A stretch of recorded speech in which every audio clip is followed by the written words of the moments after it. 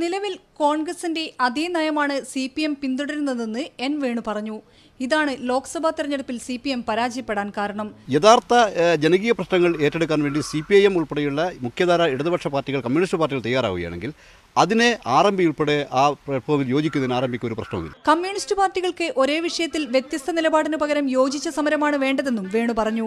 EP ചന്ദ്രശേഖരന്റെ ഒരു കൊലപാതകം എന്ന ഇഷ്യൂസ് മാത്രമല്ല, ആ വിഷയം തന്നെ CPMൽ വരുന്ന വലതുപക്ഷവൽക്കരിക്കപ്പെട്ടു. അതിനെതിരായുള്ള പാർട്ടിക്കുള്ളിലെ സമരങ്ങളുടെ ബഹുസ്ഫുരണമാണ് RMP രൂപീകരിക്കാൻ ചന്ദ്രശേഖരൻ പുറത്തു വരാനുണ്ടായത്. പക്ഷേ ഇവിടെ അത്തരമൊരു നിലപാടിൽ ചന്ദ്രശേഖരൻ ഉൾപ്പെടെ എടുത്ത നിലപാട് വലതുപക്ഷത്തിനെതിരായുള്ള വളരെ ശക്തമായ നിലപാടാണ്.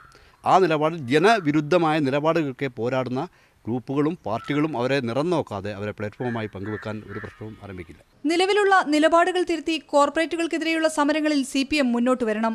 പൊതുസമര രംഗത്ത് നയപരമായി ജനപക്ഷത്ത് നിൽക്കുന്നവരെ പിന്തുണയ്ക്കുകയെന്നത് RMPയുടെ രാഷ്ട്രീയ നിലപാടാണെന്നും വേണു പറഞ്ഞു. ഷിത ജഗത്, മീഡിയ 1,